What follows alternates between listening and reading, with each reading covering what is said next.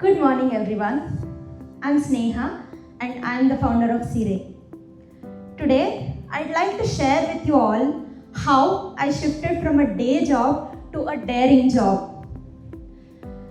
Every Sunday around 3 in the afternoon, I used to feel a sense of sadness within me, and I used to feel that somebody was pulling me down. I couldn't understand what that feeling was. I used to work from Monday to Friday, and I only used to wait for a Friday evening so that I could thoroughly enjoy my weekends. So if for any day I did not enjoy my weekend, I did not spend my weekend to the fullest, I used to feel that I had to wait for another entire week so that I could arrive at the next weekend. So this went on for 7 years. I had a very successful career path ahead of me. I was a manager in data and analytics space in KPMG, and I was very happy for around 7 to 8 years. I partied during the weekends. I traveled at least twice every month, and I ensured that I cover at least one country per year. And I used to buy the most expensive products just by looking from outside of a window and deciding for a few seconds. And I had the perfect life, and you would ask me, Sneha, what else do you want in life, right? This is the perfect life everybody else wanted for ourselves, right? So I started thinking, and someday I realized that I did not have a purpose to my life. I did not feel alive within me. And I kept on thinking, and I felt that this job that I'm doing, this company that I'm working for are not my own anymore, right? I'm working for somebody else. And genuinely I felt that if I put in the same amount of effort that I'm putting in my job, and I start something of my own, I would become more successful than what I was. And I kept on asking myself this one question: Sneha, will you retire eventually and work for the next 30 years of your life just to make some money for that dream retirement that you're looking for? Is that what you live for? This is the question I kept asking myself. And I think for the last 3 years of my career, I worked for 12 years. I kept on exploring the opportunities. I kept on thinking, what can I do? So as a child, I was always interested in fashion designing. I wanted to become a fashion designer. I was interested in art and craft. My teachers used to send me to many inter-school competitions. So I kept on thinking, and suddenly one day I just started thinking about saris. And I started thinking, why not saris? Because a sari is something that will never go out of style, right? So this was not a one-day thing. I kept on thinking again and again. And then eventually I was thinking, in a country where there are hundreds of handloom weaving traditions, there is no one single brand or one single place you can get all of these at your fingertips.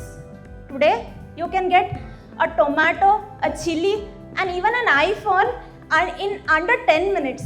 But some of the most exquisite crafts are still lying in the remotest villages of this country, and it's not that it does not have a value. It's valued premium outside India, but we do not recognize that for ourselves. So that was one perfect idea that I got, and I thought, yes, I should start working on it. Before that, I had hundreds of ideas, and nothing was worth implementing it. Honestly, I did not see any value.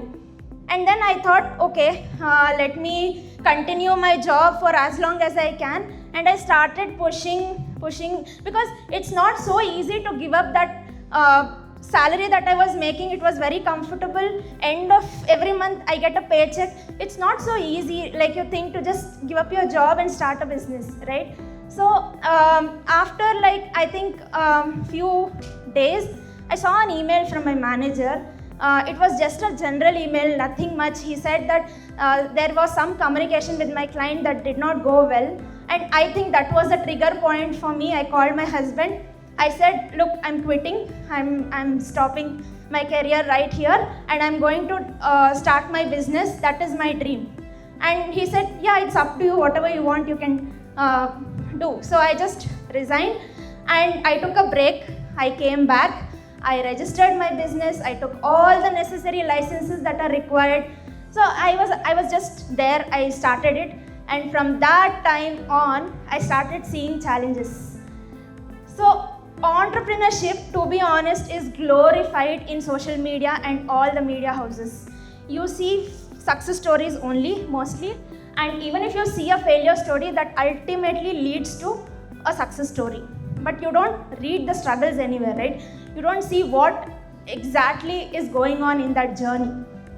So initially when I started, I had a very good mentor, and I got the right direction. When I started, I did not even know the difference between a cotton and a chiffon.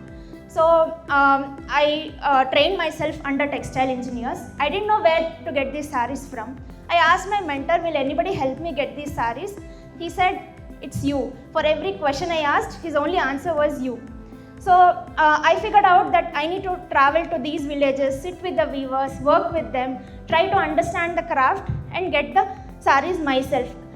And then I thought it was very easy. I went there, I went to one village, and honestly, if you're not big enough, they see you as not someone who is serious enough. So I had to, though I went there, I came back, they were not responding to me. So I had to go back again, convince them, ask them to trust me enough, and then I had to do it over and over again until I got the trust from that weaver that yes, she can do it. So that way, the sourcing was the biggest challenge for me back then, and today it is one of the easiest job I can do. Likewise, I come from a technology background. People used to think she can do anything, she can build any technology for herself, but honestly speaking, in my line of business, I did not know which technology to use for my own website. So we asked multiple co-founders in our community. They gave us the right advice, but we trusted that one person who said he owns a software engineer. We thought they are experts, let's go with them. We built a website for our own. And 6 months down the line, that website was a waste. It was not working for the line of business we were in. So we had to again restart. The problem was not restarting, the problem was capital. I started my business with the little savings that I had over 12 years. And now again, I had to burn all that money and I had to restart. And another thing is facing the camera. So in all my tenure of my IT, I worked in Zoom meetings, team meetings. I was on a video call, but never on a platform like this and on a stage like this. But everybody said, Sneha, if you don't talk your story, if you don't talk about your product, who else will? So I kept on pushing, but someday I realized that yes, the other people are not able to convey it like me. And then I started talking about my product. I started educating the customers. I genuinely started telling how to identify a handloom versus a power loom. It was not easy for me. It took almost like 6 to 8 months just to come in front of the camera. I was pushing my shoots. I was literally on the previous day of the shoot, I felt something happens the next day and my shoot gets postponed. But yeah, eventually I'm still working on it. I'm not there yet. But yes, these are the little challenges that I was facing. And me and my husband, I still remember when we started, we used to drag suitcases to the stalls. We used to set up the stalls, open the sarees, put on to the hangers. And we used to open 10 to 15 sarees. And some customer used to come and she used to make us open everything. She never used to buy even one. And then by the time we fold all of the sarees, the 2 to 3 other customers who were waiting, they used to leave. So at that point, I felt, Sneha, why are you even doing this? Why can't you be a normal person and do a 9-to-5 job? I cursed myself every single day. I literally felt like I'm not worth taking up this big step. And finally, we were there, we were doing a good work. We wanted to export out of India.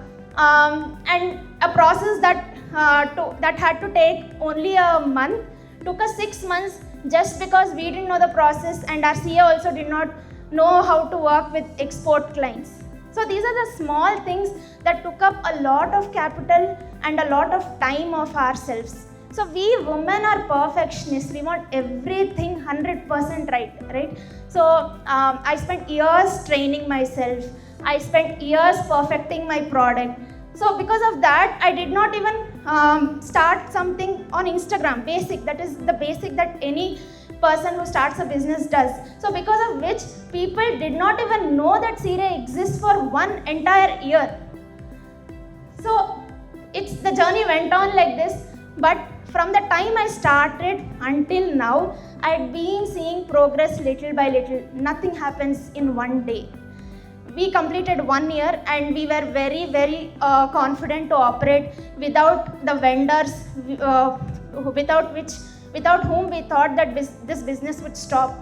We felt that confidence, and in 2 years we are very proud to be in one of the global marketplaces. We are exporting to multiple countries, and we are also very proud to say that we have been invited to some of the top companies across the world to sit across and discuss with the CEOs, directors and VPs how to take the brand forward and how to scale it. I couldn't imagine working in those companies even when I was doing my corporate job in my IT. So I feel extremely proud of all this, and even today when my family complains or my friends ask that you have left a very successful corporate career and you're doing this, I remind myself that this journey I have started because that one person came up to me and said, Sneha, today I started wearing saris because of you. That one person came up to me and said, I'm extremely proud of you and I'm at least thinking of starting something of my own. I still remember the first order. Within 1 month of starting my business, I just put a message on the WhatsApp group of my local area, and there was a mother, daughter and daughter-in-law who came up to me and who bought 4 saris. That itself boosted my confidence. I thought, yes, I could sell, I could do it. I'll be extremely thankful to them that day because of which it boosted my confidence by 100%. Though it was at a very early stages of my business. So, and also there were days that were bad, there were days that were good. Even today I just got to know that one of the vendor didn't want to continue with photo shoots with us. So there are days when my sales go extremely good, right? So no matter what, one thing that I realized in an entrepreneurial journey was you need to show up. No matter what, you need to show up. Your team needs you. Your customer needs answers from you. Your vendors need your presence. No matter what, you need to show up. And I suggest for those who are building, be patient, just do what you're doing. Only success can speak for itself. And for people who have not yet started, please start because you have just one life, and please give yourself that chance and take up the first step like I did. Thank you so much. And honestly, I've not seen such a big picture of me before. Thank you, Venkat sir, for giving me this opportunity.